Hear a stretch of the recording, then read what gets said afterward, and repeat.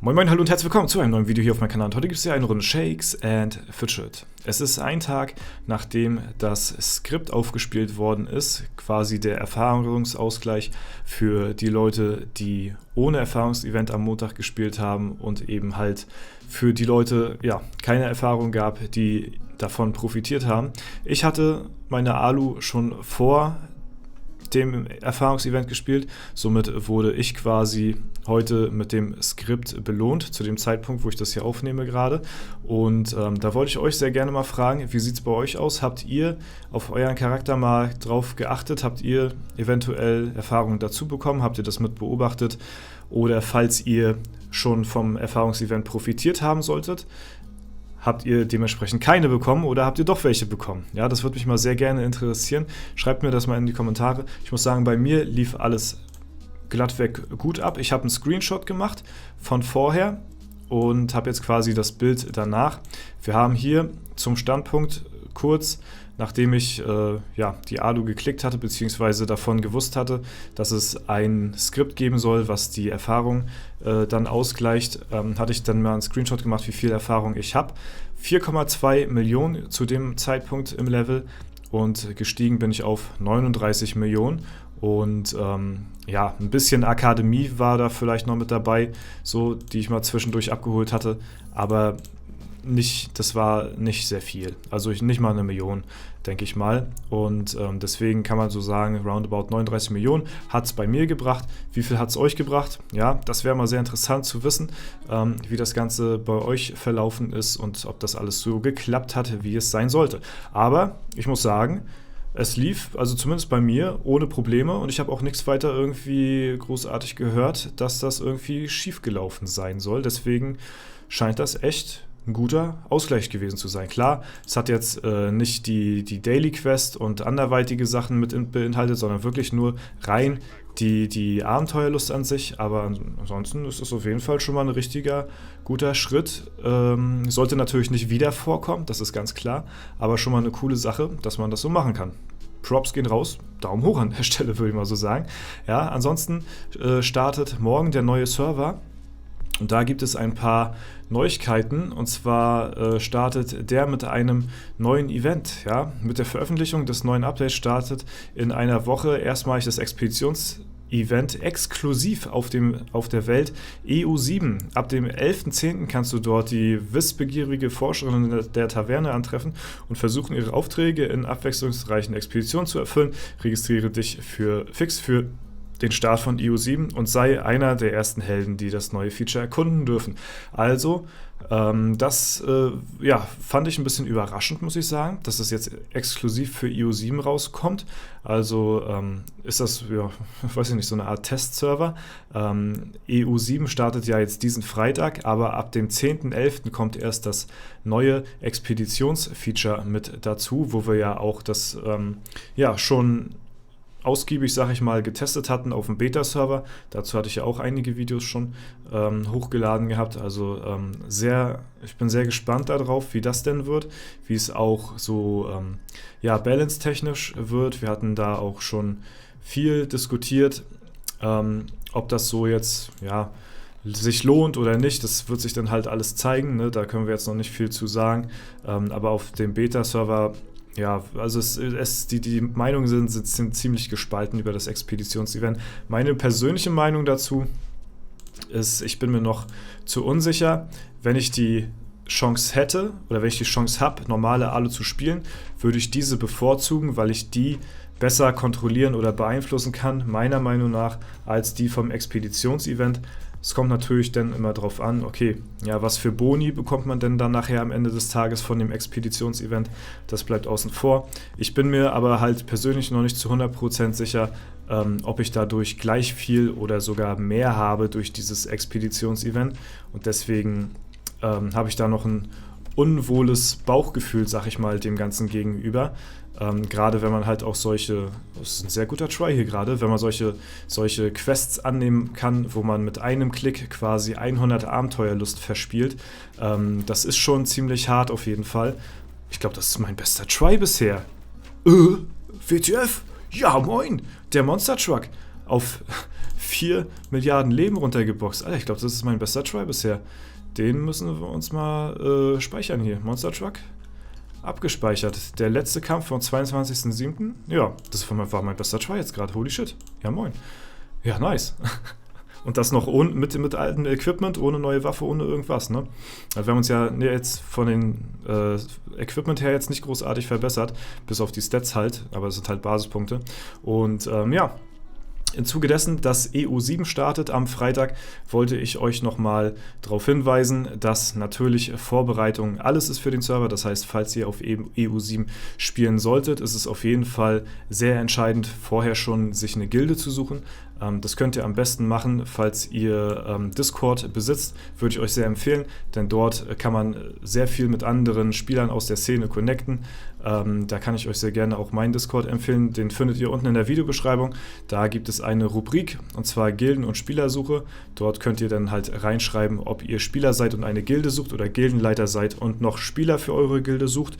Ja, könnt ihr sehr gerne raufjoinen und hier dann halt in der Rubrik ja, eben euren Spielstil reinschreiben, was ihr machen wollt, und dann melden sich vielleicht Leute bei euch oder ihr könnt euch bei anderen melden, ne? Je nachdem, das ist halt ganz cool. Ansonsten in der SF-Taverne im Official oder in der offiziellen Shakes and Fidget Discord ist natürlich auch eine riesen Community, da könnt ihr natürlich auch sehr gerne hin und euch connecten, aber das ist auf jeden Fall eine Sache, die ich euch immer wieder empfehle.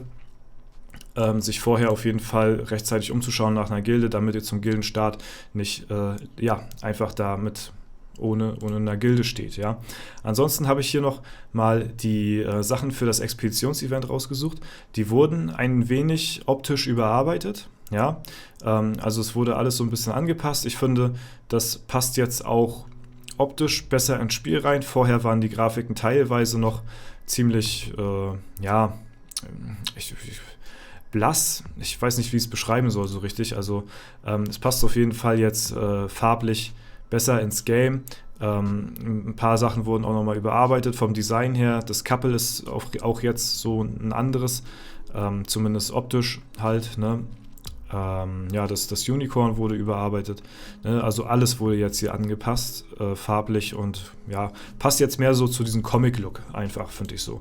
Das andere, hatte ich gefühlt, war noch so ein bisschen mehr, noch so eine ja, so Blaupausenmäßig irgendwie, aber das passt jetzt, finde ich persönlich, ziemlich gut hier rein.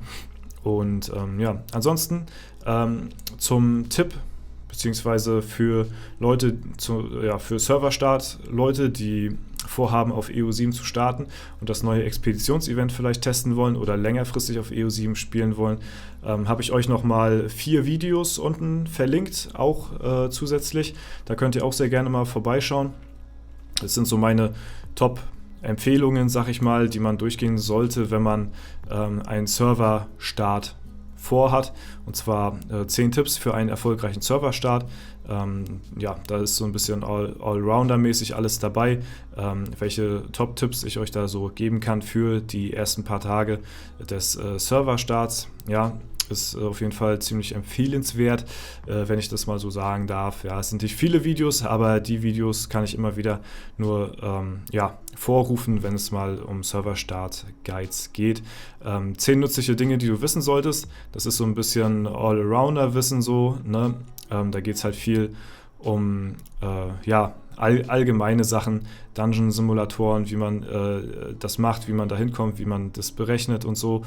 Ne? Ein paar Sachen zur Gold- und Erfahrungskurve, ein bisschen Klassensachen und ja, weitere Taktiken, wie zum Beispiel die Festung, der Teilschusstaktik, auch ein ziemlich großer Punkt hier in dem Video, der aber auch essentiell wichtig ist, wie man den Arena-Manager spielen sollte, etc. pp. Ne? Also auch auf jeden Fall ein Video, was man sich, denke ich mal, gut geben kann.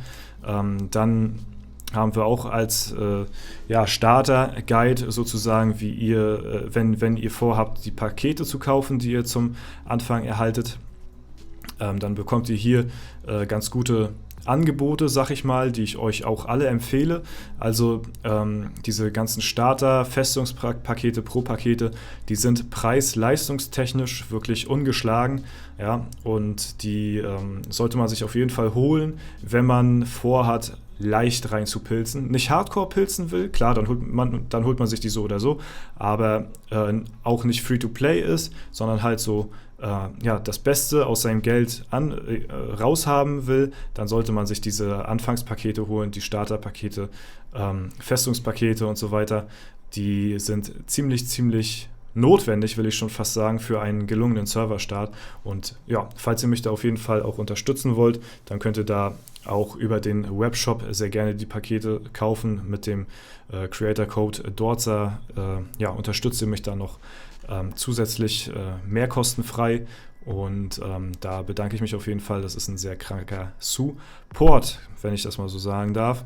Ja, dann hatte ich hier euch noch ein paar Guides fertig gemacht, beziehungsweise auch zugeschickt von anderen Gilden damals noch. Ich weiß gar nicht mehr, wer dafür zuständig war, das gemacht hat hier, das designt hat.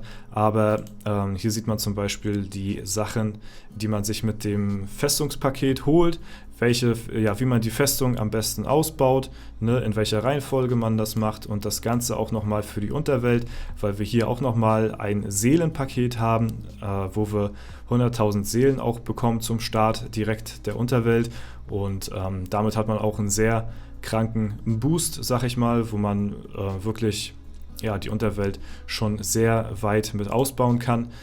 In dem Video ist hier auch ein kleiner Speedrun, sag ich mal, mit drin enthalten. Der zeigt nochmal, in welcher Reihenfolge man die Unterwelt auch am besten ausbaut. Also da könnt ihr auch alleine durch dieses Video keine großartigen Fehler machen. Ne, das ist so die beste Ausbauweise. Und zum Schluss habe ich dann auch nochmal hier meinen Free-to-Play-Guide. Der ist auch ziemlich cool, würde ich sagen.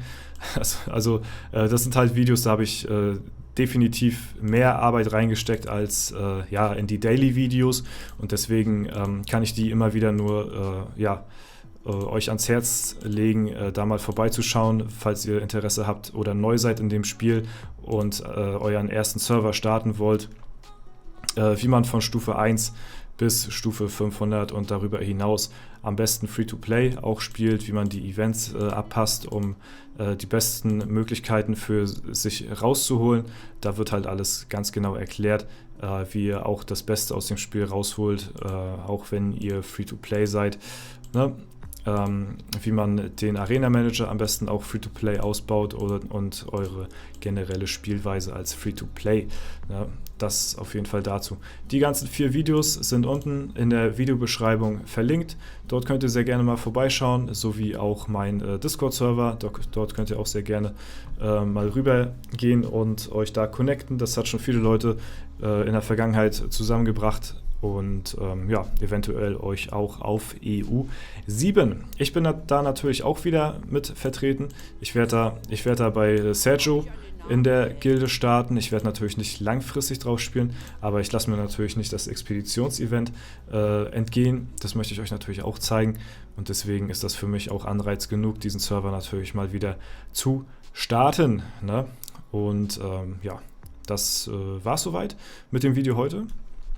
Ich hoffe, ich konnte euch ein bisschen weiterhelfen mit meinen Tipps, Tricks und Ratschlägen. Ja, vielleicht hilft das mal den einen oder anderen.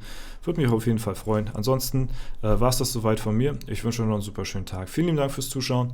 Haut rein und bis zum nächsten Mal.